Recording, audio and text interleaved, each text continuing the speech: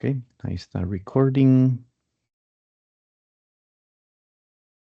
Y aquí está la pantalla. Ok, entonces, la clase pasada habíamos trabajado en este código. Ok, de hecho se me olvidó compartírselos en el mensaje, ahora se los pongo. Pero bueno, entonces, haciendo un breve repaso de lo que vimos la clase pasada, bueno, vimos cómo se hacen los módulos. Ok, en System Verilog, cuál es la idea detrás de hacer módulos en System Verilog, cómo son los pines de ese módulo, cómo se definen las entradas, las salidas. Vimos cómo se hacen los bloques combinacionales, los bloques procesales para lógica combinacional, ¿verdad? Como Lewis Combinational. Y a partir de ahí definimos un banco de pruebas, una test bench, em, el cual lo que hace es también definir señales de entrada y salida, hacer una instancia del módulo que yo quiero probar y generar algunos estímulos. ¿Ok? Entonces, ahora lo que sigue es hacer lo mismo, ¿verdad? Pero esta vez para un bloque de lógica eh, secuencial. ¿Ok? Entonces voy a darle aquí uno nuevo para crear uno nuevo. Pongámosle acá bloque secuencial. Voy a empezar con algo sencillo, tal vez algún registro, ¿ok? Y después vemos una maquinita de estados. Eh,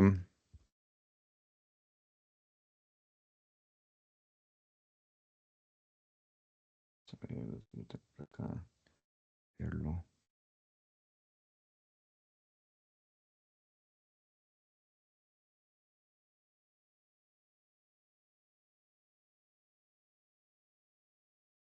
Ok, entonces, básicamente,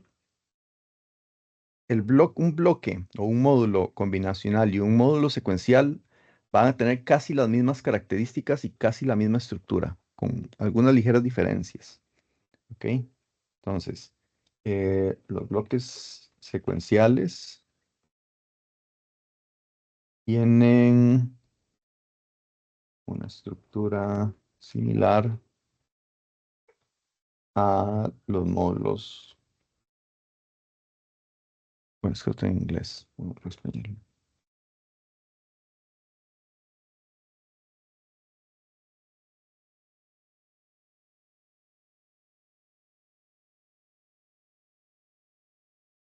Combinacionales. ¿Ok? ¿Dónde están esas diferencias?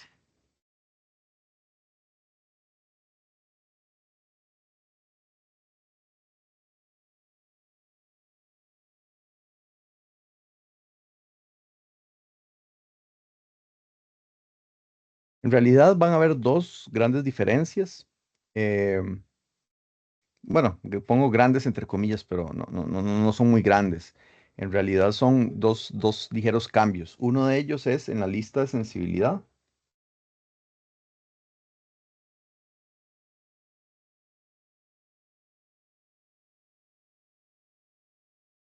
¿Ok?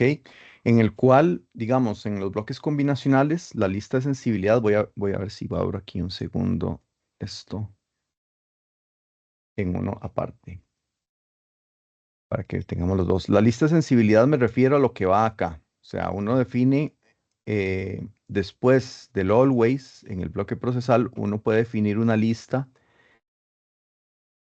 con aquellas señales que van a activar la funcionalidad de este bloque. ¿Ok?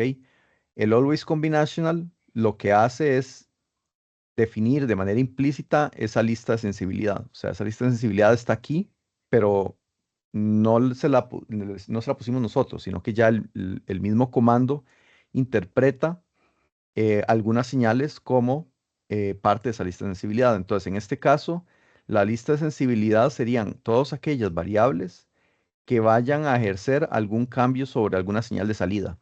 ¿Ok? Entonces, en este caso, A y B y selección son señales que van a alterar el resultado en out para este bloque procesal. Entonces, A, B y select o selection es son los tres señales que están en la lista de sensibilidad de este always combinational. ¿Ok? Esto es equivalente, voy a ponerlo tal vez aquí como un comentario arriba. Esto sería equivalente a decir always at A, B, eh, and selection. ¿Ok? Con el begin ahí a la par. Esto de aquí sería equivalente a esto que está aquí abajo. Solo que el always combinational ya lo hace de manera implícita. ¿Ok? Cuando yo defino el always combinational, él automáticamente va a buscar cuáles son aquellas señales que afectan la salida y las va a agregar en esa lista.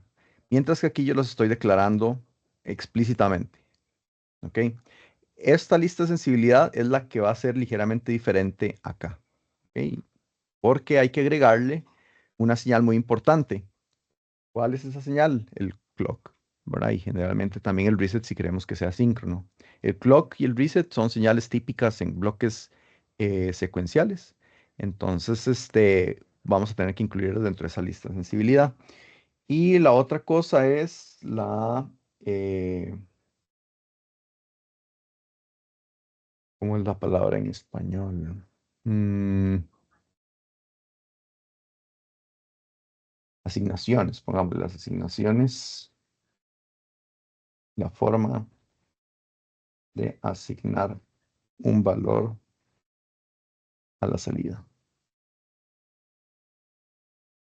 Vamos a poner aquí en paréntesis como eh, blocking versus non-blocking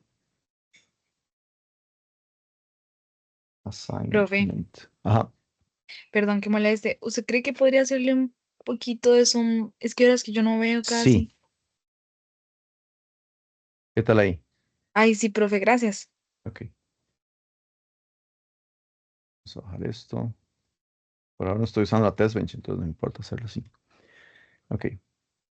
eh, entonces, esas son las dos cosas principales que generalmente vamos a tener que considerar a la hora de hacer un bloque combinacional que sea diferente a lo que nosotros ya tenemos acá, ¿verdad? En la parte combinacional. ¿Ok? Entonces, Pues si nos mandó, ya no sé. esto de acá Ok. es lo que va a cambiar un poco con respecto a lo que nosotros vamos a hacer aquí. ¿Alguien me preguntó algo? Me llamó. No. Ok, problema. Entonces, empecemos de una vez. Lo primero que hacemos es declarar el módulo. Ponerle un nombre ahí, register.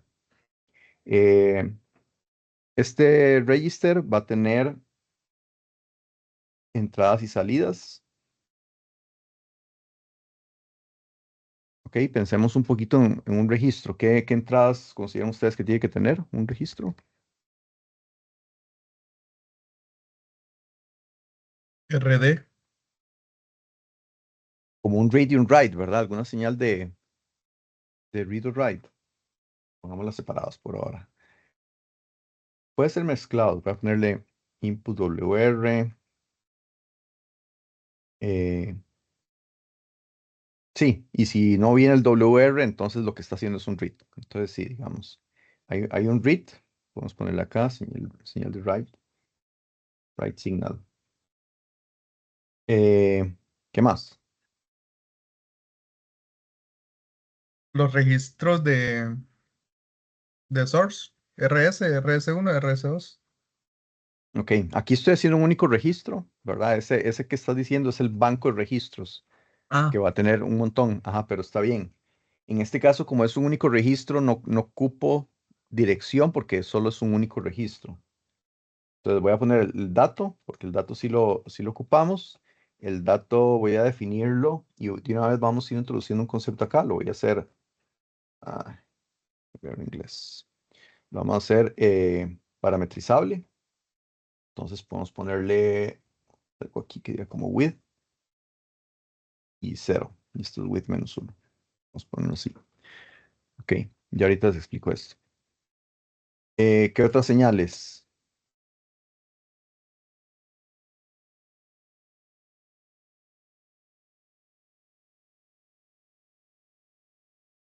Es un bloque En ese caso, profe, se secuencial. Ajá, ocuparía, bueno, el clock. Ajá, exacto. exacto. El clock. Justo a eso íbamos. Y si hay un clock, tiene que haber un reset también.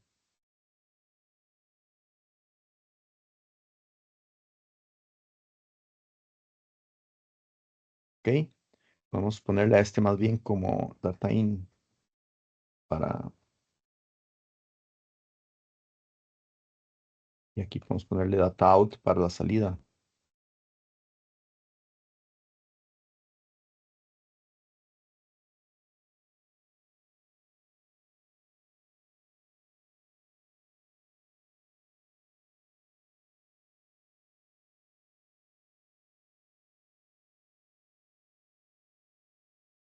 Sí, hay algunos que tienen un enable. Podríamos ponérselo probar, como para ejemplificar. Y este que sea entonces el enable.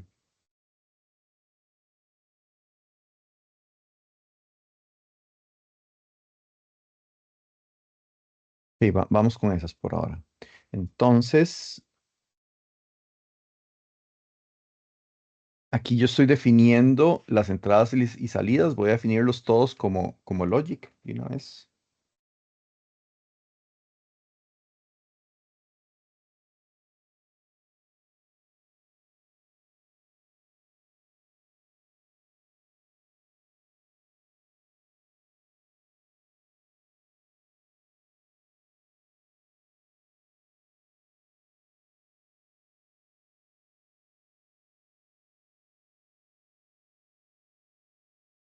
Entonces, ok, muy bien. Voy a ir salvando. Vamos a ponerle aquí VCS. Vamos a save.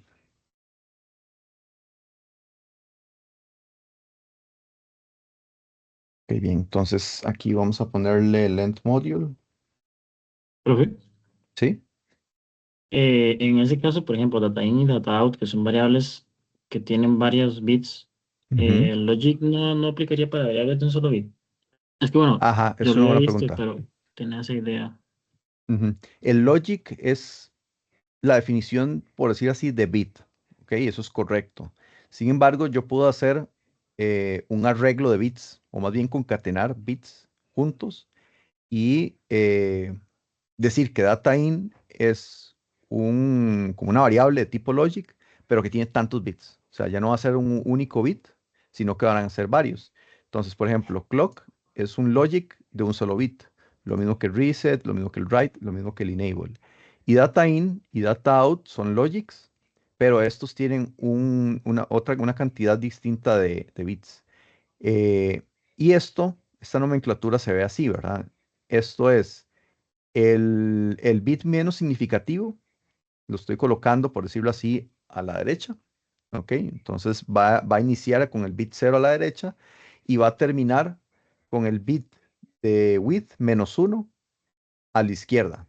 Yo voy a querer que ese registro sea tal vez de 32 bits, ¿verdad? Entonces yo le pondría aquí 31 menos 1, 32 menos 1, para que entonces sea 31. Iría desde 0, desde el bit 0 hasta el bit 31. Son 32 bits. Entonces, data_in se está declarando como un logic que tiene una estructura de este tipo. ¿Ok? Entonces, sí, logic es la definición para un bit, pero eh, System Verilog te permite trabajar con logic que tenga más de un bit también. Y en ese caso, digamos, para más de un bit, ¿cuál sería la diferencia entre colocarlo como tipo logic o no? Depende, porque por ejemplo, si hay varios tipos de datos, por ejemplo, si yo declaro un int, que es un entero, eso es de 32 bits por fuerza, eso sí no lo puedo modificar. Puedo hacerlo de tipo bit, que es muy similar. Lo que pasa es que Logic creo que es un poquito más generalizado, ¿verdad? Entonces es más fácil para el System Verilog interpretarlo como algo un poquito más optimizado, ¿verdad? Cuando tiene que interpretarlo como un cable, lo interpreta como cable o como registro, ¿verdad? Bit es un poquito más estático, pero también funciona. Eso es muy similar.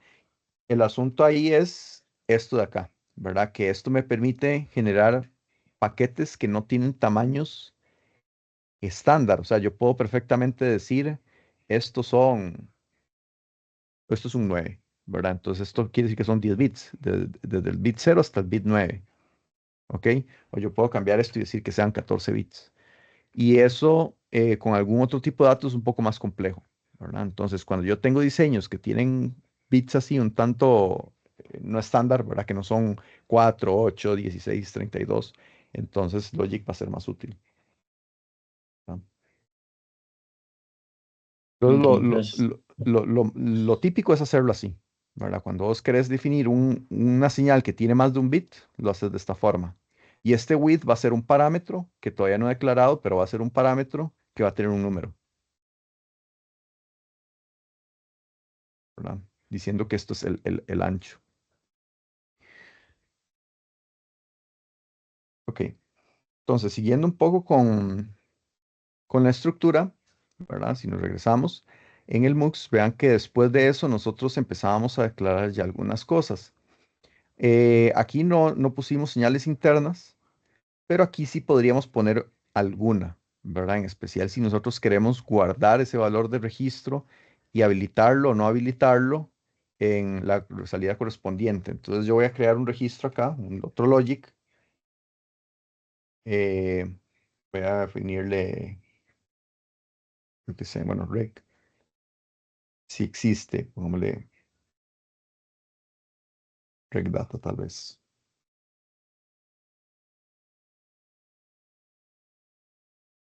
Y esto va a ser igual.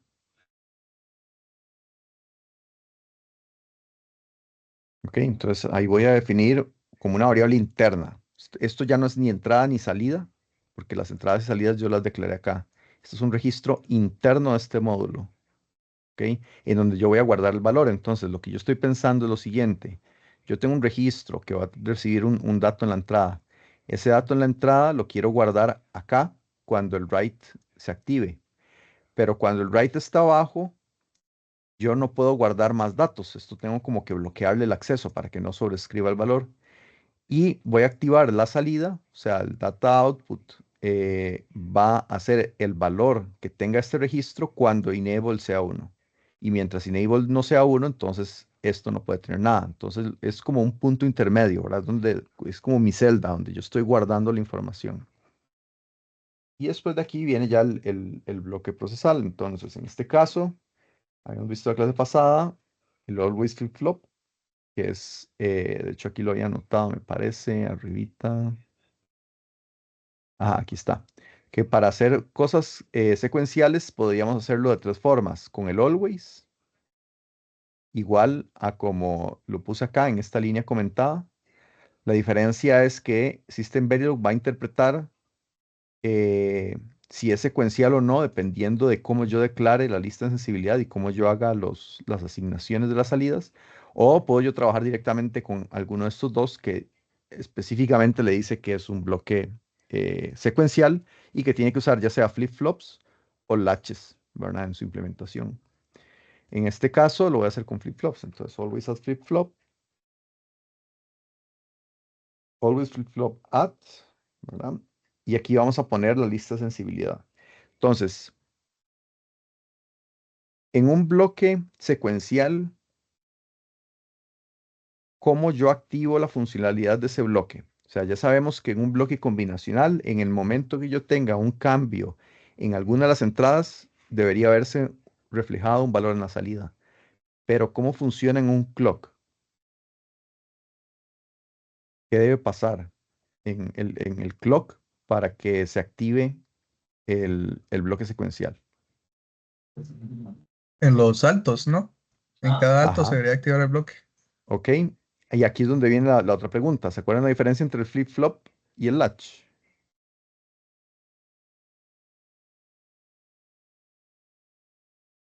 No, entonces tranquilidad. El flip-flop, eh, la diferencia entre el flip-flop y el latch es la forma en la que se activa esa celda en particular para almacenar el dato. En el latch va a activar la entrada, o sea, va a guardar el valor que tiene en su entrada y cambiar su estado en todo momento que el clock sea 1. Y el flip-flop solo lo va a hacer cuando sea un flanco positivo en el reloj o cuando sea un flanco negativo. ¿Ok? Entonces, la diferencia es, no sé si puedo rayar por acá, pero la diferencia es, vamos a ver si tengo aquí como pantallita. Voy a dejar de compartir un segundo para ver si tengo aquí una pizarra.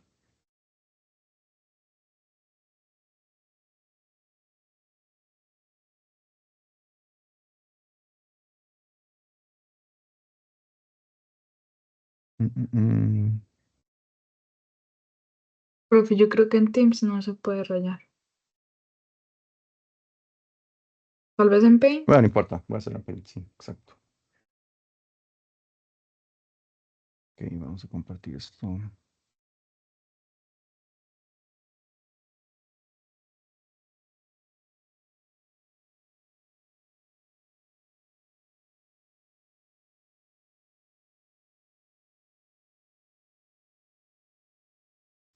Paint, aquí está. Ok, entonces, digamos que yo tengo un clock. Vamos a hacerlo un poquito más grueso, hacer un poquito más de zoom también.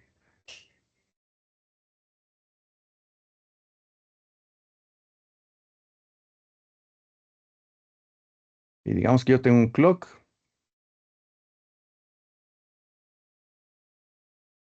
etcétera. Ok, voy a hacer otro que sea igual, pero obviamente a lo que me cabe el pulso. Este va a ser el caso de los latches. Latch. Y este va a ser el caso de los flip-flops. ¿Ok? Entonces, un bloque secuencial, ¿verdad? Que tiene una señal de clock acá.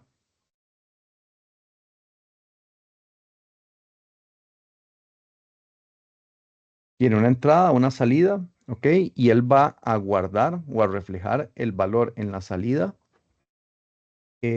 siguiendo el clock, ¿ok? Entonces, el clock es quien va a marcar cuándo se va a ver reflejado un cambio de estado en la salida.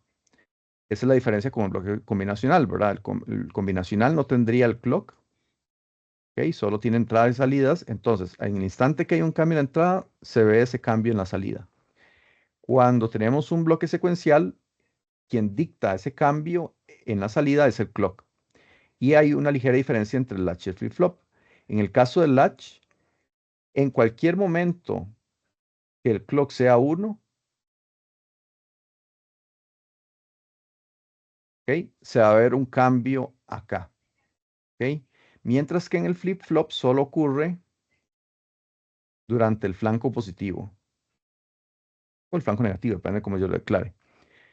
Entonces, digamos que, ponle un nombre a esto. Voy a ponerle I y O como para representar entrada y salida. Voy a hacerlo aquí abajito. Entonces, digamos que la entrada, en este caso, hace esto.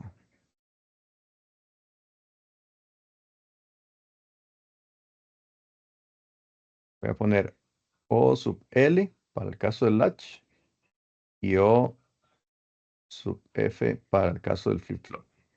¿Ok? Entonces, ¿qué pasa en el latch? El latch básicamente va a agarrar y analizar durante todo el tiempo que el clock esté en 1 y va a mostrar el cambio en la salida de acuerdo, ¿verdad?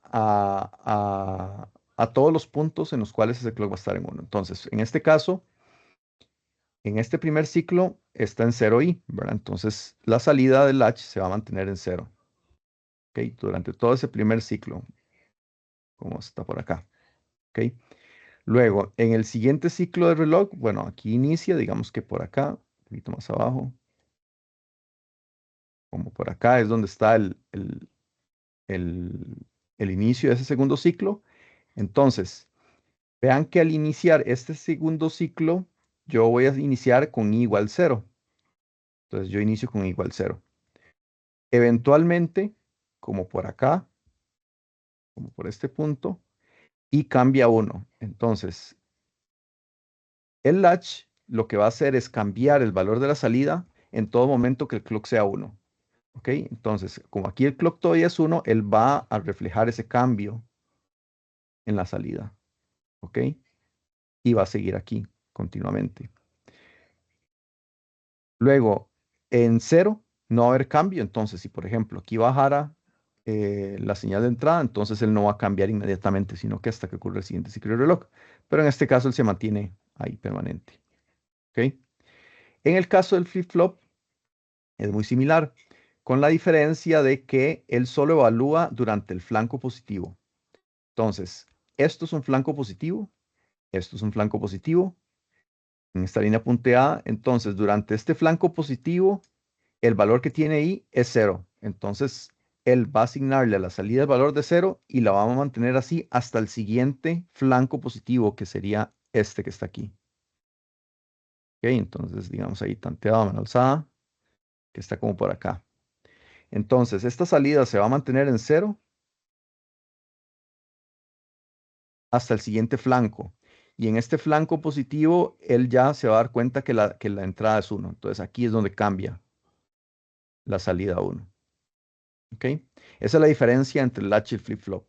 Que el latch va a evaluar siempre que el reloj sea 1 y que el flip-flop siempre va a evaluar en los flancos positivos solamente.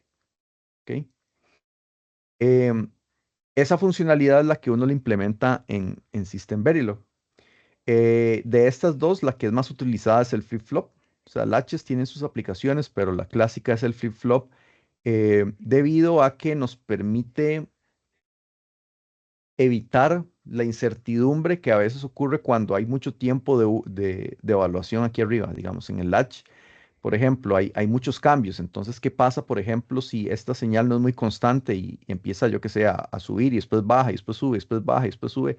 Entonces, esos cambios también se van a ver vistos reflejados en el latch porque él sigue evaluando durante ese tiempo. Entonces, la salida cambia, sube, baja y está ahí como cambiando mucho y eso puede generar glitches y bugs. Entonces, es más fácil evaluar solo en un instante y por eso es que se utiliza un poquito más, o una de las razones por las cuales se utiliza más el flip-flop. Esa es la que vamos a utilizar para,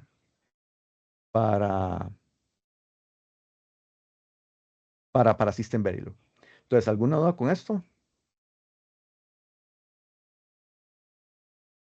Esto probablemente lo vieron en Lógico, si no, aquí lo están repasando y en el curso de VLSI se vuelve a ver, entonces, tranquilidad.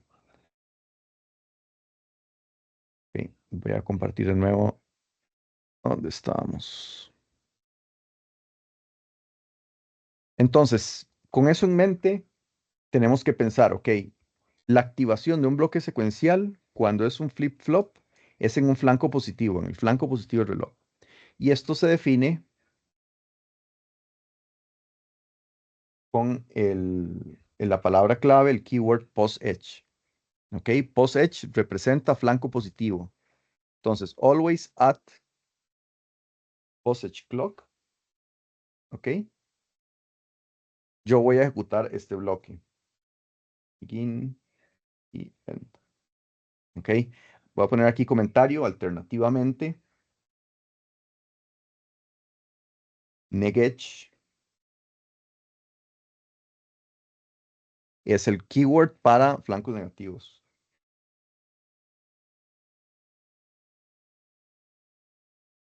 ¿Ok? Entonces se pueden utilizar cualquiera de las dos. Depende cómo yo quiera hacer la lógica de mi bloque. En este caso lo voy a definir en POSEDGE.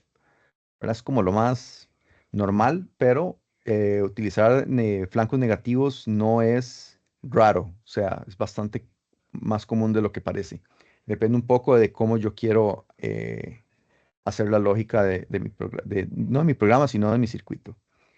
Ok, entonces, ya definí mi lista de sensibilidad.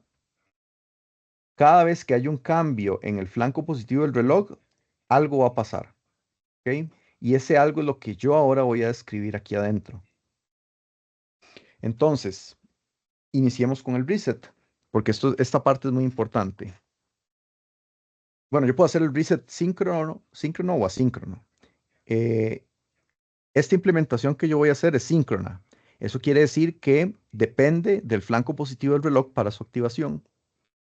Si yo quisiera hacerlo asíncrono, asíncrono es que pues el reset se activa en cualquier momento sin necesidad de un clock. Entonces, si fuera síncrono, yo lo agrego a la lista de sensibilidad, ¿verdad? Entonces puede ser always at postage clock or reset, ¿verdad? Podría ser un reset asíncrono. Eh, en este caso lo voy a hacer asíncrono, entonces lo voy a dejar fuera de la lista de sensibilidad, pero con un condicional aquí, ¿verdad? Entonces, if reset igual a 1, ahí estás. Begin end. Bueno, en este caso creo que no hace falta porque es solo una línea. Puedo poner de una vez rec data igual a 0. ¿Ok? Si no, aquí sí yo podría poner un begin.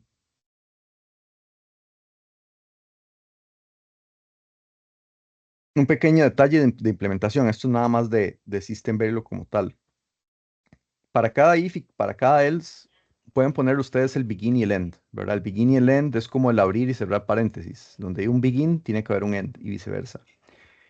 Si yo no lo pongo, no está mal, es válido, como esto que yo hice acá. Sin embargo, cuando no se pone, System Verilog asume que solo hay una línea de código después de ese condicional o lo que sea que queramos hacer, ¿verdad? Entonces, por ejemplo, aquí yo no lo puse porque solo quiero cambiar el valor de rec data 0. Entonces, esto es una interpretación válida. Es equivalente a poner aquí, por ejemplo, el begin y el end acá. O sea, ambas son iguales, son equivalentes. Eh, Pero yo lo puse así porque es una línea de código, entonces como para reducir un poco la cantidad. Si yo tuviera más de una línea de código dentro de este reset, más de una condición, entonces sí tendría que poner el begin y el end, porque ya ahí sí no lo permite el lenguaje. Ok, entonces nada más un detalle. Ahí. Ok, entonces cuando el reset es 1, regdata tiene que ser 0. Lo estoy reseteando, estoy borrando la información que tenía.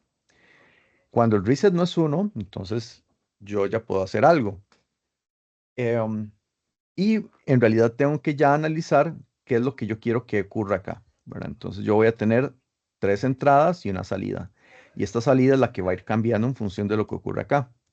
Entonces yo tengo un data in, un write y un enable. ¿Ok? Entonces podría empezar por el write tal vez. If write,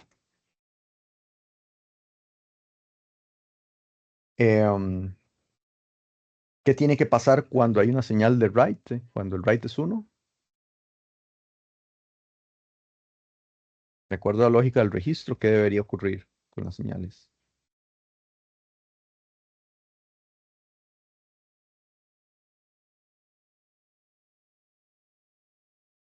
¿Qué Rec se les data ocurre? tiene que ser, rec data debería ser igual a data in, ¿no? O algo así. Ajá, digamos, cuando se levanta la señal de write, es porque tengo que escribir en el registro. ¿Ok? Entonces, lo que yo voy a hacer es guardar en recdata el valor que venga de dataIn. Entonces, esto va a ser igual a dataIn. ¿Ok? Entonces, esa es una primera condición. Eh, Después, puedo ponerle else if, poner todo junto. Se definía así, ahorita lo reviso. Si no, no importa. Después, en el caso del enable, es para activar la salida. ¿Ok?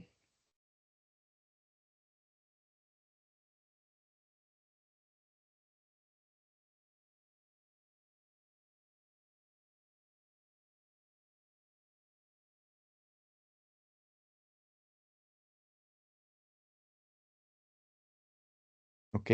Yo creo que tal vez es mejor separarlos, ponerle aquí un else y decir que si no, regdata tiene que ser regdata para que se mantenga el dato salvado. ¿Ok? Y aquí entonces le pongo un if, le pongo un else.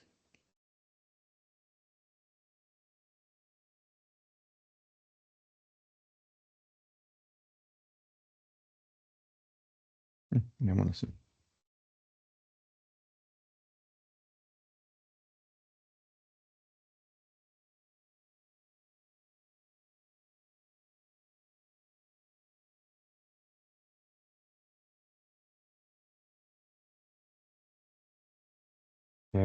Eso da 32. Pero esto es variable.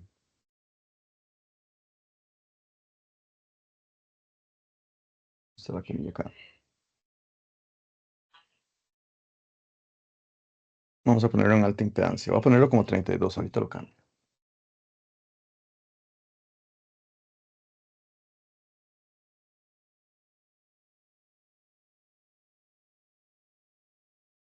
Ok, entonces aquí la lógica es la siguiente. Aquí lo que yo estoy haciendo es lo siguiente. Yo estoy primero evaluando el reset. Si el reset es 1, regdata va a ser igual a 0. Estoy reseteándolo. Si el reset es 0, entonces el registro va a funcionar con normalidad y voy a evaluar el write y el enable, que son señales de control. Entonces, si el write está en 1, yo voy a guardar en regdata el valor de dataIn. ¿Ok? Si el write está en bajo, quiere decir que no tengo que escribir y regdata lo que hace es sostener el dato. ¿Ok? Si el enable es 1, entonces la salida debería ser regdata. ¿Ok? Y si no, si el enable está apagado, entonces yo pongo la salida en alta impedancia, ¿verdad? Lo quiero poner en zetas. Alta impedancia es básicamente cuando yo le pongo como una resistencia muy alta, ¿verdad? Una impedancia muy alta para que no afecte eh, otras señales que pueden ir conectadas a esa salida. ¿Ok? Es como una forma de desconectarlo, ¿verdad? Como cuando uno hace un abierto y le quita un cable. Es decir, lo mismo, muy similar. Entonces, es como una forma de desconectarlo y dejarlo ahí al aire. El enable generalmente se utiliza mucho para eso. ¿Ok? Y entonces este bloque procesal cerraría acá. Hace falta algo más. No, creo que no. Ajá. Eh, Antes de pasar a la test bench, ¿alguna duda con esto? ¿Tiene sentido esto que estoy haciendo con el registro? Sí, ven la lógica.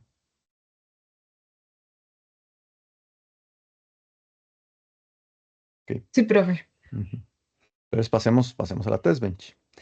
Ah, bueno, un detalle más que se me estaba olvidando, porque ya abarcamos este punto. Nos falta esto otro que está acá. Y esto es importante. Porque hay una diferencia a nivel de nomenclatura, por decirlo así, a la hora de escribir sistemas eh, que son combinacionales y sistemas que son secuenciales.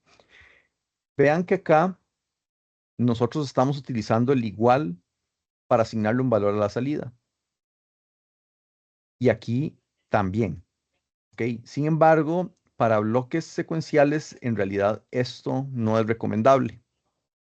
Em, y para eso nos referimos a este tema que está acá, ¿verdad? Se los puse en inglés para que lo puedan buscar si tienen dudas después en Google, ¿verdad? O en algún libro o lo que sea. Pero hay una cosa que se llaman blocking assignments y non-blocking assignments. Eh, una asignación bloqueante, ¿verdad? Que es como la traducción al español, es básicamente una asignación. Con asignación me refiero a asignarle un valor a la salida, ¿verdad? Entonces, una asignación bloqueante es cuando yo quiero que se ejecute primero un valor y después otro, de manera que bloquee, digamos, las subsecuentes asignaciones dentro de este bloque procesal. Y de la misma forma, una asignación no bloqueante es aquel que no bloquea, sino que ejecuta todas aquellas al mismo tiempo. Entonces, vamos a ver. Aquí lo que ocupamos es, esto en realidad es más como de una estructura, uno lo vuelve parte como ya de lo que uno esperaría de algunos bloques, pero estoy tratando de buscarle el sentido para que ustedes lo entiendan. Pero digamos, el non-blocking assignment lo que busca es que se permita ejecutar todas las señales que estén dentro de un if o un bloque procesal al mismo tiempo. El bloqueante, eh, puede generar problemas en sistemas secuenciales porque puede que no se asignen las cosas en el momento que es, porque al estar bloqueando me genera como un retardo en la asignación de los valores, lo cual puede afectar el resultado final. Entonces, las asignaciones bloqueantes suelen utilizarse en bloques combinacionales y las non-blocking assignments suelen utilizarse en bloques secuenciales. Voy a poner esto acá.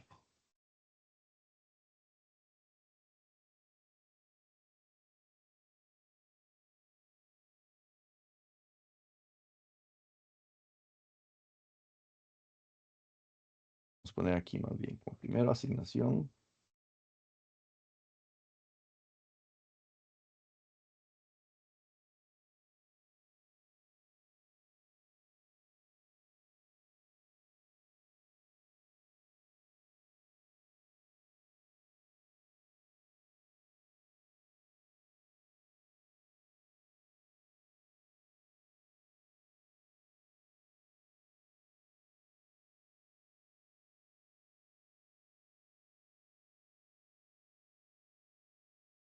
Perfecto.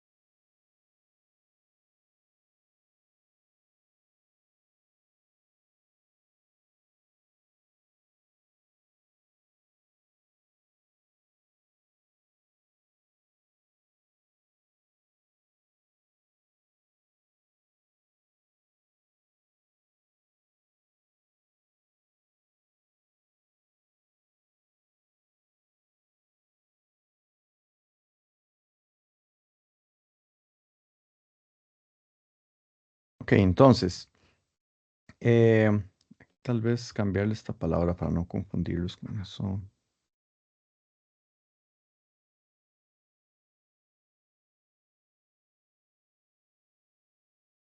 Sí. Ok, entonces, básicamente tenemos dos tipos de asignaciones. En asignación, cuando hablamos de un assignment, de una asignación, es básicamente darle un valor a una salida. ¿Ok? Entonces, por ejemplo, esto es una asignación. Esto también, eso también, eso también, ¿verdad? Es como darle un valor a alguien más. Tal vez no salida, podemos ponerle aquí a una señal, a otra señal.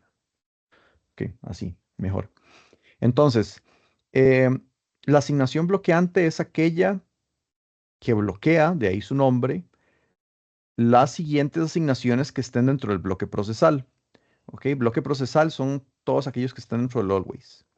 Entonces, si vemos este ejemplo, ¿verdad? Y asumimos que esto está dentro de un always, yo, por ejemplo, aquí tengo dos asignaciones, una en la cual a C le asigno el valor de A y a D le asigno el valor de B. Sin embargo, esta primera fila, esta primera línea, lo que va a hacer es bloquear la siguiente asignación hasta que ésta se resuelva, ¿ok? Como para generar una especie de orden. Mientras que en una asignación no bloqueante, ambas se van a ejecutar simultáneamente, o sea, ambas ocurren a la vez. Típicamente se utiliza este tipo de asignación bloqueante en bloques combinacionales y la no bloqueante en bloques secuenciales. ¿Ok?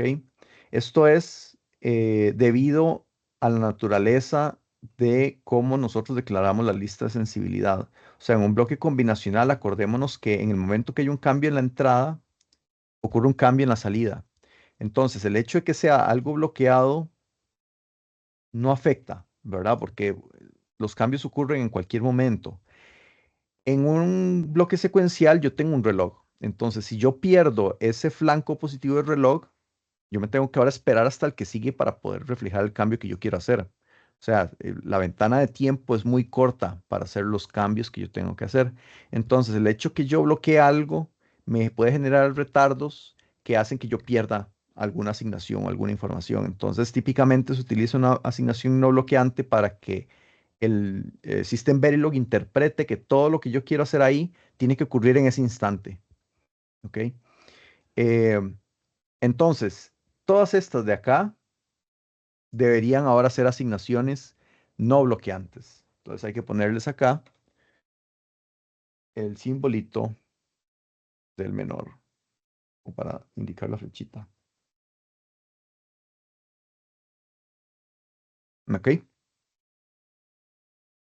Ese era el otro detalle que hacía falta. Entonces vean que la estructura de un módulo secuencial es muy parecida al combinacional, ¿verdad? Es básicamente la misma. Definición del módulo, entradas, salidas, algunas señales internas y bloques procesales, ¿verdad? Y cierro. Lo mismo acá. Definición del módulo, entradas, salidas, algunas señales internas y en los bloques procesales. ¿Ok?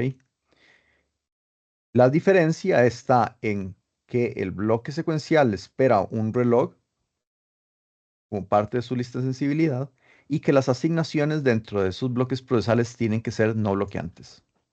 Esa es la única diferencia como tal. ¿Ok? Bien, entonces, para la test bench es muy parecida. De hecho, voy a copiar esta de entrada y la voy modificando para lo que lo ocupo. ¿Ok? Entonces, esta va a ser mi test bench para este registro que se llama register. Le puse register. Entonces, le puedo poner register test bench. Vamos a poner los mismos valores. Voy a crear un clock. Voy a dejarle ahí los valores clock TV, reset.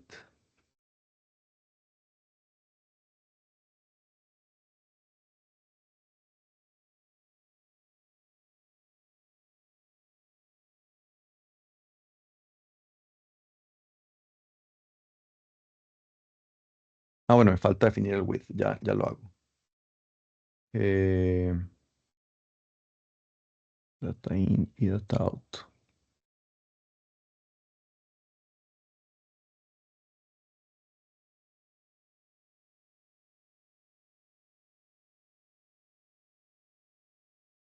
Tengo que hacer que hagan match, ¿verdad? Los tamaños de estas señales. Si no me va a tirar un warning, y probablemente empiece a tener datos erróneos. Eh, entonces le pongo aquí estos tamaños.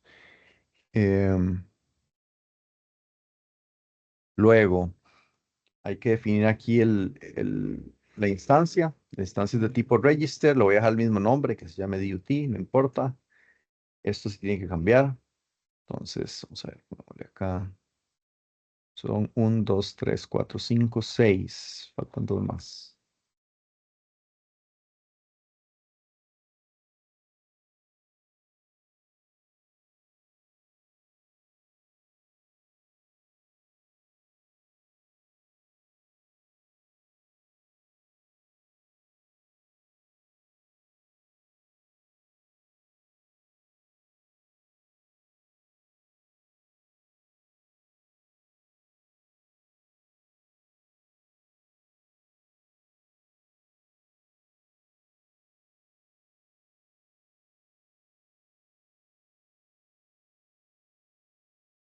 Ok. Luego en las señales, esto lo voy a dejar así. Esto lo voy a bajar a cero porque necesito quiero ver más señales. Entonces voy a bajarle cero. Esto lo que hace es cambiar la profundidad en la cual yo quiero ver las señales. Entonces, si yo le pongo un 1, es como el nivel más alto y solamente ese nivel me va a capturar. Es como como meterse en un lago y que el lago no tiene mucha profundidad, ¿verdad? Es apenas una capita. Entonces, solo me da visibilidad de las entradas y salidas del DOT. Si yo le pongo un 2, un 3, un 4, me va a ir aumentando en uno el nivel de jerarquía, ¿verdad? Entonces, en el siguiente nivel de jerarquía me sube uno, después me sube otro, después me sube otro. El cero es como para que agarre todo, ¿ok? Entonces, yo lo hago así para poder ver, por ejemplo, el rec data, porque si no, no lo podría ver. Eso es nada más un detalle con eso. Y después aquí hay que asignarles valores. Entonces, vamos a ver. Primero, nos hace falta algo adicional. Ahorita lo escribo. Vamos a ver. Todas estas son entradas y esta también.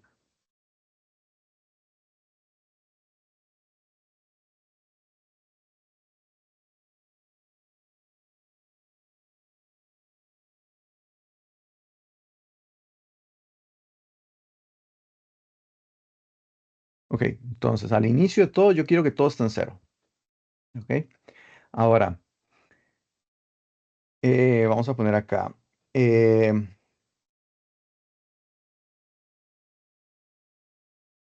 Benches de bloques secuenciales.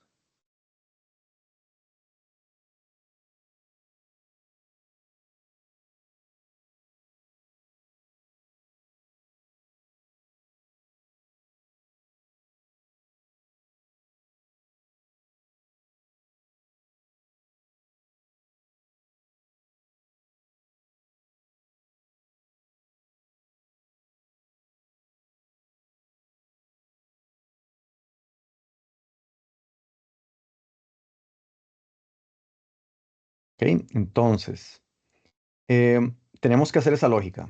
Esa es la única diferencia que hay entre una test bench secuencial y una test bench combinacional. La combinacional nada más basta con asignarles valores a las entradas de manera muy fácil. La secuencial requiere no solo asignarle valores a esas entradas normales, sino que generar el clock y generar un reset. ¿Ok? Entonces, esto es un initial begin. El initial begin, si ustedes se acuerdan, yo lo que hacía era asignar valores e iba haciendo cambios cada cierto tiempo, ¿verdad? Yo le iba diciendo, bueno, 10 unidades de tiempo después, ahora es esto, 10 unidades de tiempo después, ahora es esto, y así sucesivamente. Pero yo no me puedo poner a hacer eso para un clock, porque el clock debería estar cambiando cada rato y es infinito. Entonces, es como que mucho trabajo. Para eso podemos utilizar un always, ¿verdad? Como bloque procesal, con un begin y un end. El always es un always. Eso es, se va a ejecutar siempre. ¿Ok? Entonces, siguiendo la lógica que nosotros teníamos eh, del lado del diseño, bueno, definíamos un módulo, algunas señales de entrada y de salida, o señales internas, ¿verdad? Esas son las de entrada y salida, estas son internas, y después venían bloques procesales. La test bench es igual, ¿verdad? Definición del módulo, algunas variables de entrada, instancias, ¿verdad? Que pueden agregarse y después vienen bloques procesales. Vean que yo puedo poner un always y un initial. Yo puedo poner aquí los always que yo quiera, ¿verdad? Y los initial que yo quiera. Todo esto se ejecuta al mismo tiempo, ¿ok? Entonces, en el instante cero, todos se van a ejecutar a la vez. Esto no es secuencial. Entonces, a la hora de yo poner un always acá y después un initial, significa que el initial se va a ejecutar desde el inicio y el always también, y los dos van a ir funcionando de la mano. Yo aquí lo que voy a hacer es asignarle a clock un valor negado para poder crear esa lógica del reloj que va cambiando cada cierto tiempo. Entonces yo voy a ponerle que cada 5 unidades de tiempo, por ejemplo, clock ahora va a ser igual a el clock negado. ¿Ok? Entonces, esto que estoy haciendo acá es básicamente la generación del clock. Estoy diciendo que el clock cada 5 unidades de tiempo va a cambiar a su valor negado. O sea, si antes era 0, ahora es 1. Y si antes es 1, ahora es 0. Y ahí va, cambiando cada 5 unidades de tiempo. ¿Qué valor tiene clock al inicio? Esto se lo asigno acá. Y de hecho se llama diferente, ¿verdad? Es clock TV. Entonces pongo el clock TV acá. ¿Ok? Entonces, al puro inicio, o sea, en el instante 0, el valor del clock va a ser 0. ¿Ok? 5 unidades de tiempo después, clock va a tener un nuevo valor y va a ser su valor negado. O sea, lo que era 0 ahora es 1. ¿Ok? Entonces, de 0 a 5 es 0. De 5 a 10 va a ser 1. Después de 10 a 15 va a ser 0. Y así sucesivamente al infinito, ¿verdad? Entonces ya con eso es suficiente para asignarle un valor al clock. Por ende, ya no voy a seguir trabajando más con el clock acá. Nada más voy a seguir trabajando con las demás que no son periódicas. Entonces, vamos a copiar, hacer un copy-paste ahí para asignarle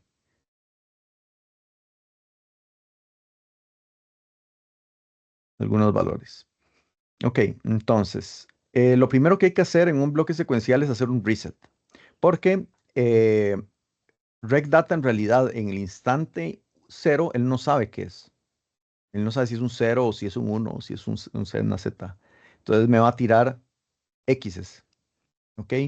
Eso es un valor no determinado y los valores no determinados son malos. ¿Ok? No son valores adecuados porque introducen errores en el sistema que no se sabe qué es. ¿Verdad? Entonces lo primero que uno hace es el reset.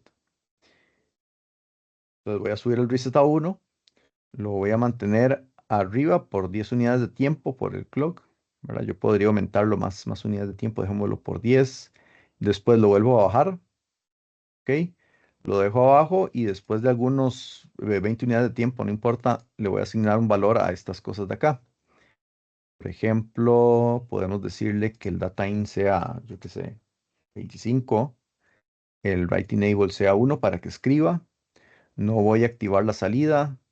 Después, 20 unidades de tiempo después, bajo el write enable a 0. Voy a ponerle aquí un 40 para que vean que este 40 no debería escribirse, ¿verdad? Porque el write enable va a estar en 0.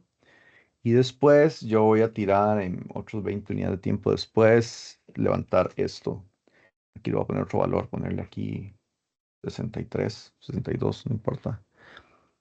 Em, y después de ahí vamos a ponerle tal vez otra cosa más acá como para mantenerlo en 1 y ponerle aquí, yo que sé, un 8.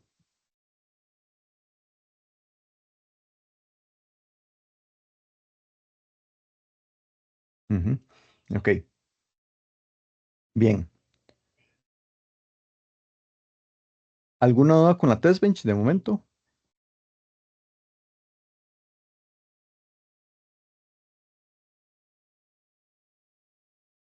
No. Hay un par de cosas que nos falta arreglar, ¿verdad? Primero tengo que fijarme esto porque esto sospecho que me va a joder dentro de un rato. Y nos falta aclarar el width. ¿Ok? Entonces, hay una cuestión aquí en System Verilog que se llama parametrización.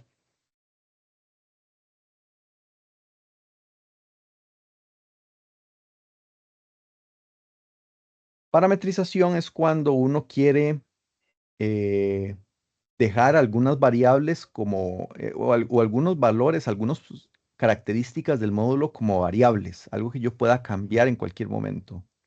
En este caso, a mí lo que me interesa es este width de acá, que el ancho del data in y el data out sea variable y que sea parametrizable, ¿ok? Que yo lo pueda ajustar cuando yo quiera. ¿Por qué lo quiero hacer así?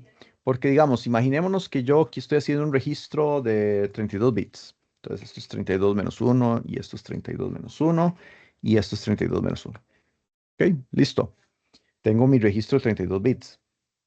Ahora bien, em, ¿qué pasa si yo quiero hacer un registro de 12 bits?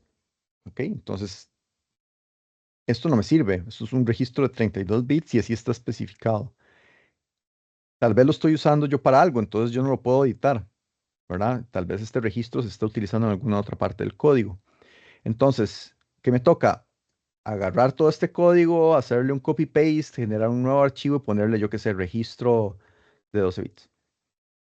Eh, es mucho trabajo, ¿verdad? La verdad es que es mucho trabajo. Entonces, uno lo que puede hacer es parametrizarlo.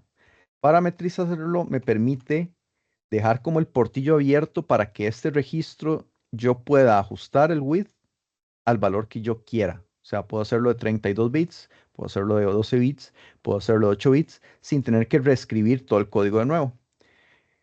Entonces hay que hacer eso. Eso se hace justo aquí en la primera línea. Cuando uno define el módulo, antes del primer paréntesis, uno le puede asignar parámetros de parametrización. Y eso se hace con el numeral. ¿Ok? Entonces,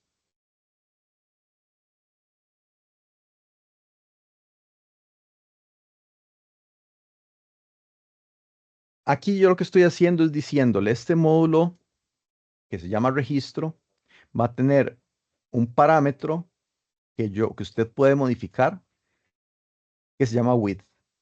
¿Ok? Yo le puedo poner un valor acá. Aquí estás. Vamos a poner 32, que es el valor por defecto que tiene este módulo. O sea, si yo creo o hago una instancia de este módulo y no le asigno un parámetro width, él va a tomar el 32 como su valor por defecto, pero es ajustable. Entonces yo puedo instanciarlo con otro valor. Esto se llama para un diseño parametrizable. ¿Ok?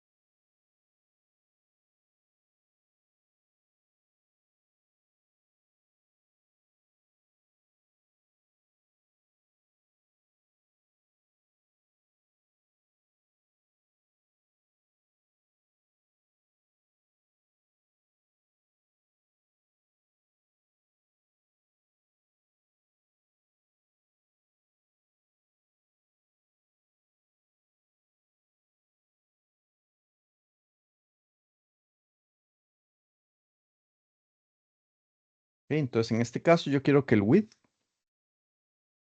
eh, sea por defecto 32, pero que yo le pueda asignar algún valor nuevo si yo quisiera hacerlo así, ¿verdad? A la hora de hacer una instancia. Entonces, voy a hacer tal vez dos ejemplitos. Acá un ejemplo de la parametrización. Aquí yo tengo un registro, una instancia de un registro que se llama DUT, ¿ok? No le estoy asignando un parámetro de width acá, ¿verdad? Está así como tal cual. Entonces, este registro va a tener el valor que yo le haya definido por defecto dentro del módulo, que es 32. Pero yo puedo hacer otro acá, puedo hacer una segunda instancia, ¿ok? También del tipo register, lo voy a llamar DUT2. Y ese DUT2, si quiero cambiarle ese tamaño, entonces yo puedo utilizar la tecla numeral para asignarle el valor correspondiente. Creo que no estoy seguro si esto le falta algo. Ahorita reviso un toque la sintaxis. Y entonces a este valor quiero que ahora sea de 16. Ok, entonces este segundo registro que se llama DUT2 ahora va a tener un registro de 16. Ok, y le voy a asignar las mismas entradas y salidas. No importa. Las salidas sí debería ser diferente para que no haya un choque. Podríamos asignarle aquí tamaños de una vez. Esto puede ser 31. Asignémosle otro también porque el tamaño es variable en este caso. Este serían 15, este sería 31, este sería 31 y este serían 15.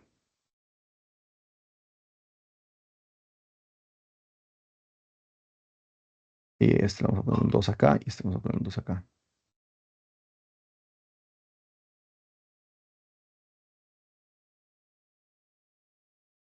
Ok, y entonces aquí le vamos a asignar uno adicional, 2.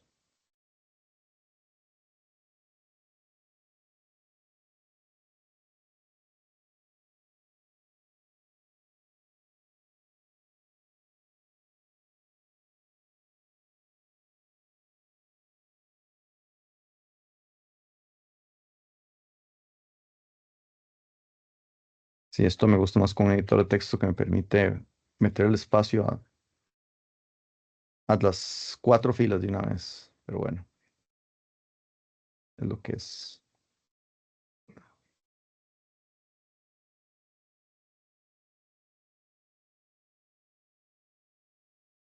Ok, pongámosle algún valor. Este es 000. Aquí, bueno, otro valor, ponerle 30. Y el resto puede mantenerse igual porque por sí no afecta en nada. Ok, tiene las mismas señales de control. Eso está bien. Esto se mantiene, esto se mantiene. Revisemos un toque.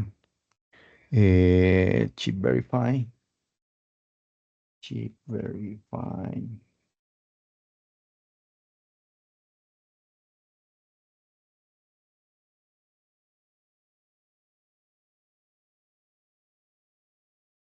La sintaxis está bien.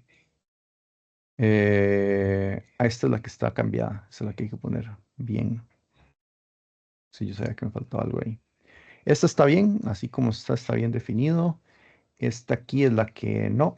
Hay que ponerle aquí un punto. Y esto es con paréntesis, la declaración. Y así es como se declara el parámetro. Yo puedo tener más de un parámetro aquí mismo. Ahora yo podría hacer parámetro patito, ¿verdad? Y ese otro parámetro entonces lo asigno acá con una coma. Y ahí voy sucesivamente. Puedo tener la cantidad de parámetros que yo quiera. En este caso no hace falta, solo uno. Entonces vean que yo aquí con un solo código del registro estoy haciendo dos registros distintos. Uno de 32 bits y uno de 16 bits. Eso es lo que me permite hacer la parametrización. Yo podría entonces agarrar y hacer un registro de 4, y hacer un registro de 8, y hacer un registro de 20 a partir de esta misma lógica. Entonces, es una herramienta, es una técnica poderosa para poder reutilizar código, ¿verdad? Eso siempre es algo que buscamos mucho en diseño de circuitos, ¿verdad? Cómo reutilizar lo que ya hemos escrito previamente, ¿ok? Eh, y esta es una técnica que permite hacer eso. Me falta revisar esto de acá. Vamos a ver cómo lo asignan.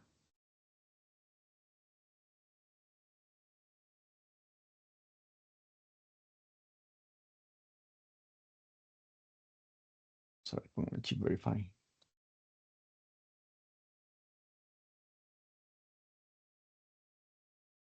Mm, mm, mm, mm.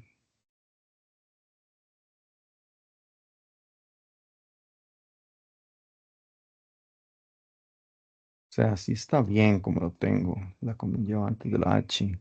Ok, eso es lo que no está bien. Ok, ahora sí me tira el colorcito. Pero yo le quiero cambiar este valor. Creo que yo lo puedo dejar así como Z y lo reconoce. Yo creo que sí. Ups, así no. Así. Yo creo que así él le llena los bits que requiera, ¿verdad? Como para que no me afecte el width.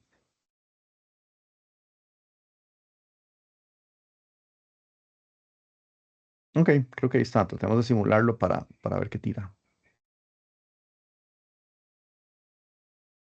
Y arreglamos las cosas de sintaxis. Entonces aquí le doy OpenEPWave, Save y Run.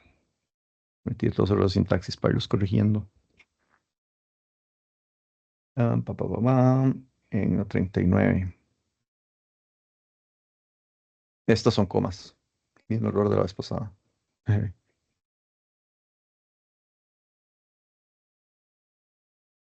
Y este no lleva nada.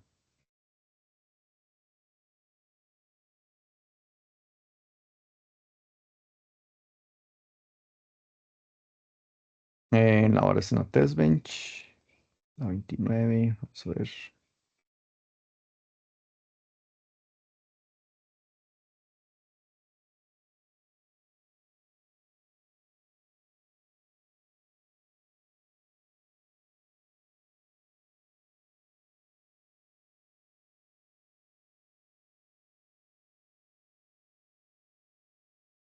Me parece que hay un error en.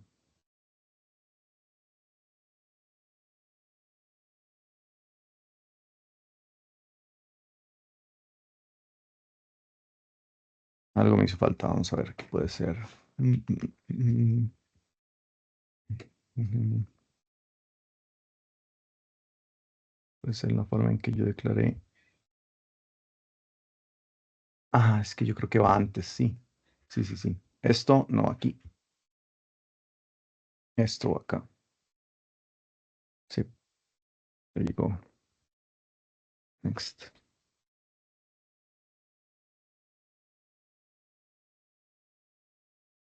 Sí. Eh, get signals. Ok, entonces, vean que aquí yo tengo varios bloques, ¿verdad? Ahora me tira más cositas y eso es porque yo le puse en el dump vars el 0, que yo les dije en la test bench. Entonces ya tengo las dos instancias, el DUT y el DUT2, y tengo el bloque del register. Y aquí yo puedo seleccionar las señales y asignárselas, digamos, si yo quisiera. Ojo aquí, los tamaños. Vean que el DUT1 tiene un tamaño de 31:0, ¿verdad? Para lo que es el ancho del data in, data out y el rec data. Y el DUT2 tiene un ancho de 15:0, o sea, 16 bits. Entonces, vean la parametrización que me permitió con un solo código hacer dos registros distintos. Em, entonces, no sé, agregamos este. Tal vez le vamos a dar append all. Y vamos a darle a este también. A ver qué tira. Ok. Em, entonces, vean que al inicio hay X's. Eso está bien, ¿verdad? Comillas, porque es normal. Se supone que al inicio de la simulación él no sabe qué es. Entonces, por eso es que uno hace el reset, ¿verdad? El reset es lo que me permite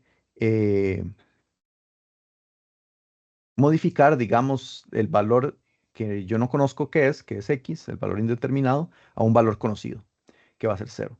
Entonces, veamos los reg datas. Vean que esta es la señal de reset, ¿ok? Entonces, el reset se activa en este punto, pero ojo en el momento que ocurre el flanco positivo del reloj, es aquí. Entonces, ese reset no va a ocurrir hasta que haya un flanco positivo en el reloj. Entonces, hasta este punto es donde hay un cambio de reg data de X a 0. ¿Ok? Lo mismo ocurre aquí abajo. Solo que vean que aquí hay menos bits. Estos son 16 bits y estos son 32. Eso es, eso es así porque así lo definimos. Vamos a ver si puedo minimizar un segundito. Eso lo definimos acá con el posech. ¿Ok? Si lo hubiera hecho con latches, entonces el reset cambiaría desde el instante que todavía haya un 1 por ahí. Pero bueno, generalmente se trabaja así con flip-flops. Entonces, en este punto ocurre el reset. Después baja y en cada flanco positivo yo voy a estar haciendo la evaluación que yo le puse acá. ¿Ok?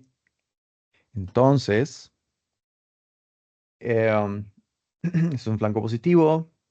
Las señales de control están en 0. Otro flanco positivo. Señales de control están en 0. Aquí hay otro flanco positivo. ¿Ok? Y hay un write. ¿Ok? En este flanco positivo hay un write. Quiere decir que yo voy a agarrar el valor que está en data in y lo guardo en regdata. ¿Verdad? Regdata es este. Entonces, regdata tiene un 19 hexadecimal que es el reflejo de la entrada. Y vean que la entrada cambió antes y el write cambió antes, pero como yo definí que los cambios en la salida solo ocurren en los flancos positivos del reloj, el cambio en el regdata no ocurre hasta el siguiente flanco positivo. Lo mismo que pasa con el reset. Entonces ya guardo un dato y vean que la salida se mantiene en ZZZ, que es alta impedancia, hasta que eh, haya un cambio en el enable más adelante.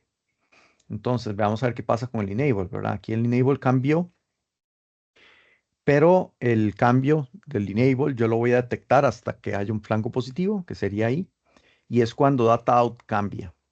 Vean que data out ahora va a ser el valor que está guardado en regdata.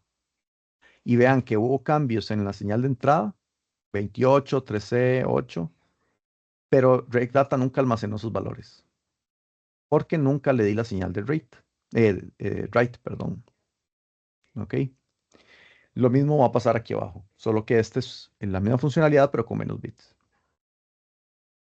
Bien, entonces ahí ya está el registro. Les queda como referencia. ¿Alguna duda hasta ahora?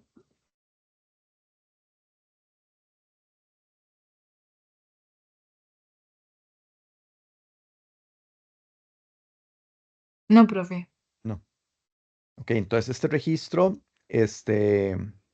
funciona para casi todo, ¿verdad? Pueden utilizar este registro para algunas de las cosillas que se pueden hacer. Obviamente hay que ver qué es lo que me piden dentro en la imagen grande con todo el sistema que señales de control debería tener. Entonces puede que haya que ajustarlo un poquito, pero esa es como la idea general de un registro.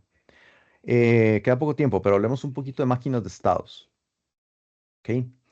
Em,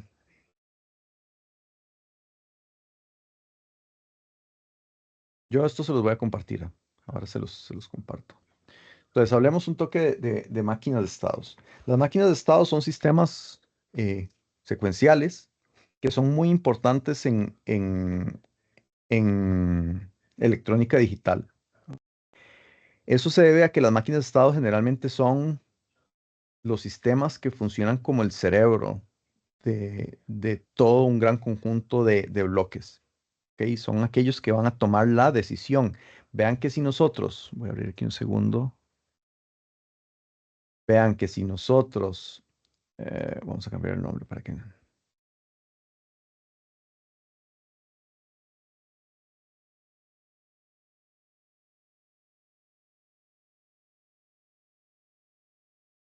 Save. Entonces, vean que este bloque y este bloque son bloques funcionales muy puntuales. Un MUX, un registro. ¿ok? Y ellos no son bloques que toman decisiones por su cuenta, sino que hacen una función de acuerdo a las señales que yo le voy dando. Una máquina de estados es diferente, porque la máquina de estados va a tener un flujo, una lógica basada en un algoritmo, algo que yo quiero realizar, y es aquella que me va a tomar decisiones. Entonces, todo sistema digital generalmente tiene máquinas de estado que me permite navegar, digamos, a través de un algoritmo y ir seleccionando cuáles bloques deben irse activando y cómo deben irse activando conforme yo vaya avanzando dentro de ese algoritmo. Entonces, la máquina de estado es particularmente importante. Vamos a poner aquí un poquito de eso.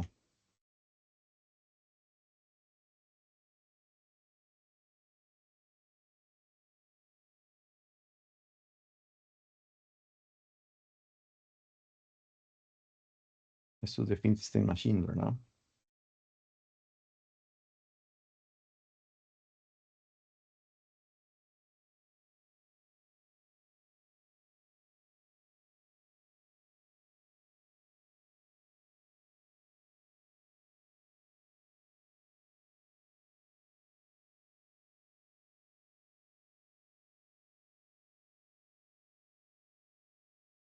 Más grande.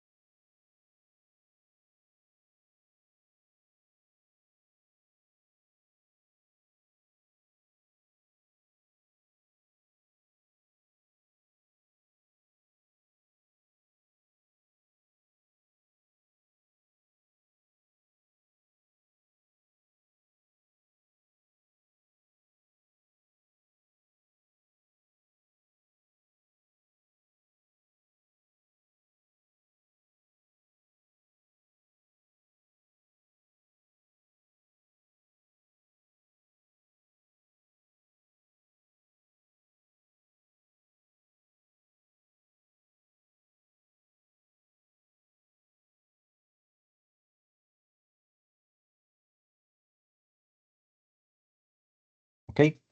Y acordémonos rápidamente que habían tres tipos de máquinas.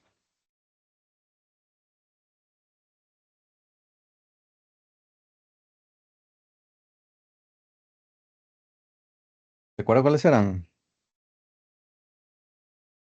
Las de Moore y Millie. Ajá, correcto. No recuerdo cómo escribía eso, creo que era así. Y la microprogramada.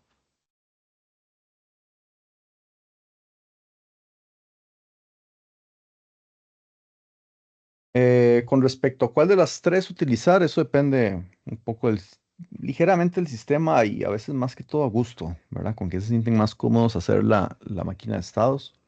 Eh, Aquí es donde se confunde un poco, ¿verdad? Nada más. La de Moore y la de Millie son muy similares, ¿verdad? Entonces, en realidad, casi que depende más de qué le gusta más a uno hacer, cómo le gusta más hacerla. Pueden investigarlas si quisieran, ¿verdad? Yo les voy a poner aquí un ejemplo de una, pero pueden investigarlas además, igual que con la microprogramada. Voy a ponerle aquí PCS para poder salvar. Ok, entonces, ¿cómo se escribe la máquina? Los últimos 10 minutos que nos quedan. Básicamente igual, empezamos igual que cualquier otra. Vamos a implementar acá una máquina de estados del protocolo Messi. Verlo acá. Messi protocol.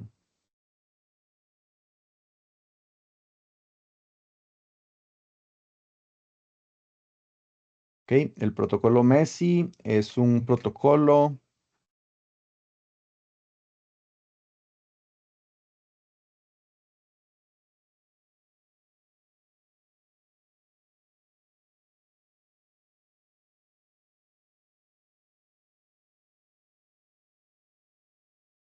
Ok, es una máquina sencilla, es una máquina de estados de 4 estados. De hecho, podemos buscarlo aquí rápidamente, tal vez. Sí, protocolo. Nos sirve de referencia.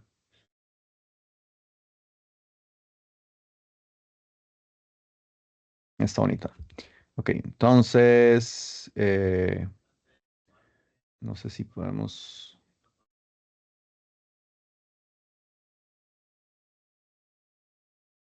arrastrar la imagen. No, por ahora no. Podemos tal vez dejar el link de referencia. Sí, sí, sí. Creo que eso va a funcionar mejor. No sé, eso por ahí en algún lado.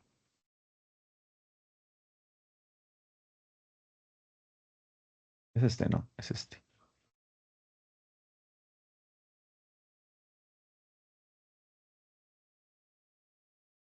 Ok. Ahí es lo que encontré en Google rápidamente como referencia.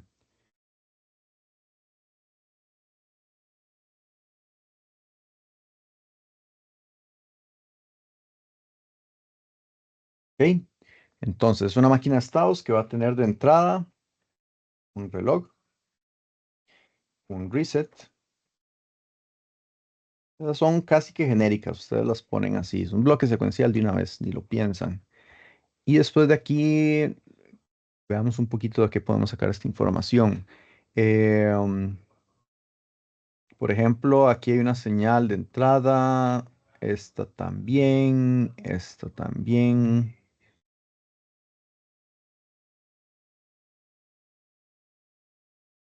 No hay muchas señales de salida, pero no importa. Podríamos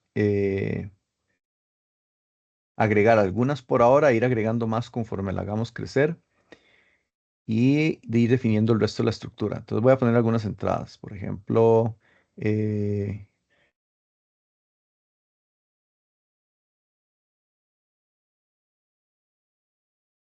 voy a ir poniendo esta. Una señal de read para el procesador 1, una señal de write para el procesador 1. Puedo hacer un read de otro procesador para poner algunas.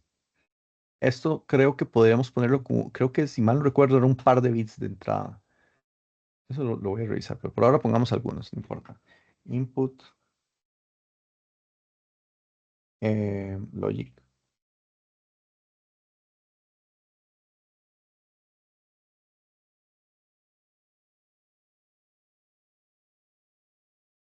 Estos son comas, se me olvida.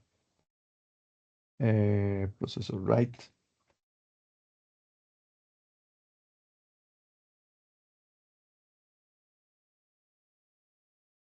Esto, si mal no recuerdo, eran dos,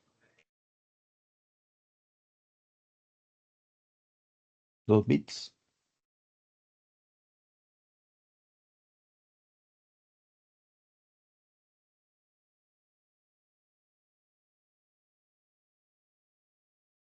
Y no sé qué definimos como salida, como para tener algo. Fuck.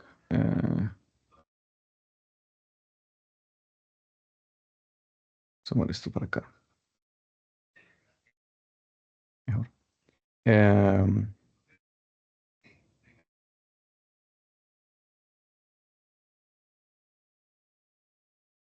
bueno, no importa, dejémoslo sin salidas por ahora. Ahorita después lo pienso un poco más. Ahí le agregamos más después conforme vamos avanzando. Ok, entonces definimos entradas, definimos algunas señales internas. Entonces la máquina de estados ocupa dos señales internas en particular. Ok, vamos a ir construyendo por partes. Una que es el estado y otra que es el siguiente estado.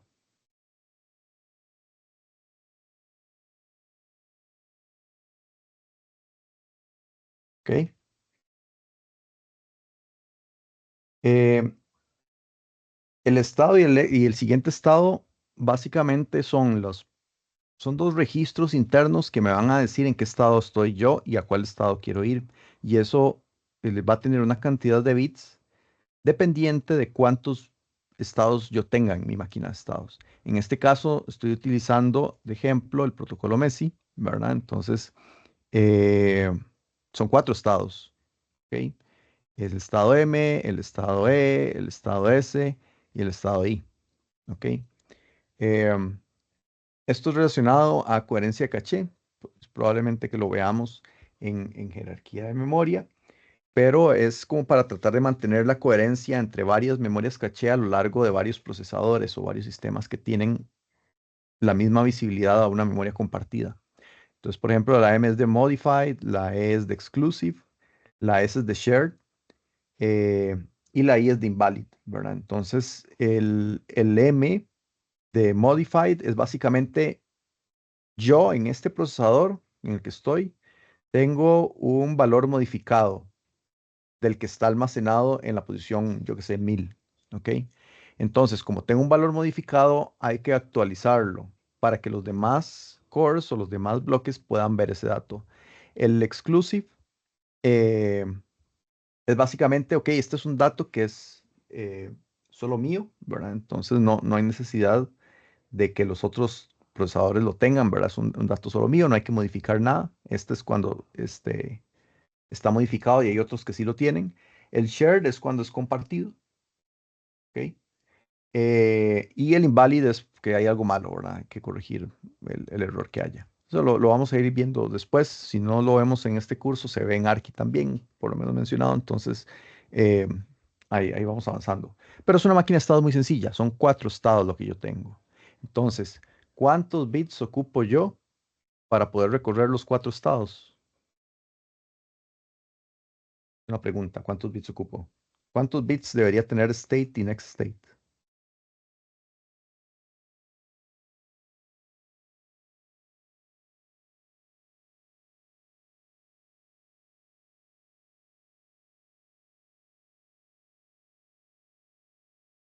Si son 4 estados, ¿cuántos bits ocupo?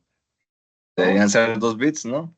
2 bits, correcto. Entonces esto es de 1 a 0 y esto es de 1 a 0. Si uno estuviera diseñando una máquina de estados, uno le va agregando bits conforme vaya agregando el estado, ¿verdad? Si tenés 3 bits, te alcanza hasta 8 estados. Si ves que con 8 estados no te alcanza, entonces le metes un bit más, ¿verdad? Ya tenés ahora hasta 16 y así sucesivamente. ¿Ok? Em, Después de ahí vienen algunas asignaciones procesales y algunos parámetros que podemos definir. Em, no voy a seguir escribiendo porque ya es hora de salir, ¿verdad? Pero entonces, ¿qué es lo que procede? Aquí generalmente definimos algunos parámetros internos que no son modificables, son solo parámetros, como para poder darle nombre a los estados y que no sean un número, ¿verdad? Entonces le decimos, bueno, el modified significa que es el estado 0 y el exclusive significa que es el estado 1, ¿verdad? Entonces uno nada más le pone como para visualizar más fácil los cambios entre estados. Y más abajito lo que vamos a tener aquí son varios bloques procesales. Un bloque procesal secuencial que me va a determinar la lógica del siguiente estado. Un bloque procesal combinacional que me va a definir los valores de las salidas. Y un bloque secuencial para el reset, ¿verdad? Entonces, la máquina de estados es como un bloque que va combinando a combinar un poco lo que vimos de lógica secuencial con la lógica combinacional, porque va a tener bloques procesales, va a tener always combinational y always flip-flop mezclados al mismo tiempo. Pero van a ver que es muy sencillo. Una vez que ya entiendan la lógica de la máquina de estados, ustedes van a poder implementar casi que cualquier cosa. ¿Ok? Ya tendrían las herramientas suficientes para hacer cualquier tipo de aplicación y desarrollar un circuito digital que lo pueda solucionar. Yo que sé, un controlador de temperatura, eh, un sistema de semáforos, una calculadora, un controlador para un monitor, ¿ok? Lo único que se ocupa es entender qué es lo que yo quiero hacer, entender los protocolos alrededor de eso y después de ahí plantear una máquina de estados, que es lo más difícil generalmente, plantearla, que me resuelva ese problema. Una vez que yo tenga esa máquina de estados eh, planteada, es nada más seguir el machote de implementación, comillas, ¿verdad? De la máquina de estados basado en una imagen como esta que está acá, ¿verdad? ¿Qué es lo que vamos a hacer aquí? Entonces, vamos a verlo aquí por ahora.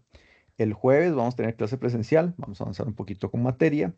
El martes que sigue vamos a tener una clase virtual, ¿verdad? Eh, como para seguir con esta idea, porque en realidad la teoría es muy fácil de entender, ¿verdad? No hace falta perder tanto tiempo como para ver las rutas y todo esto, sino me gustaría más que ustedes entiendan el procesador uniciclo y lo sepan implementar. que entiendan el procesador con pipeline, que es el que sigue que vamos a ver, y lo sepan implementar también, o por lo menos tengan una idea de cómo comenzar, para que después de ahí puedan ir creciendo con arquitecturas más interesantes. Vean que aquí en esta imagen, en el protocolo Messi, incluso lo utilizan para el NUMA, ¿verdad? Que es una arquitectura para multicore, en la cual se basan algunas cosas hasta de inteligencia artificial, ¿verdad? Entonces, vean aquí que ellos tienen varios cores y utilizan una máquina de estados muy sencilla para controlar qué es lo que ve cada uno de estos cores a nivel de memoria y hacer ajustes dentro de sus respectivas cachés, ¿verdad? Y es una máquina de 4 estados, es sumamente sencilla de hacer, ¿verdad? Entonces, eh, es importante, digamos, que ustedes vean una máquina de estado, la sepan implementar y que también sepan plantear máquinas de estados como lo hicieron en diseño lógico para llegar a alguna solución. Ok, entonces dejémoslo hasta aquí. Voy a parar la grabación. Voy a subirlo a YouTube, ¿verdad? Para que quede ahí. Y nos veríamos entonces el jueves en clase. Bueno, profe. ¿Alguna duda Hasta antes de luego, irse? profe. Hasta luego. Gracias. A ustedes. Adiós.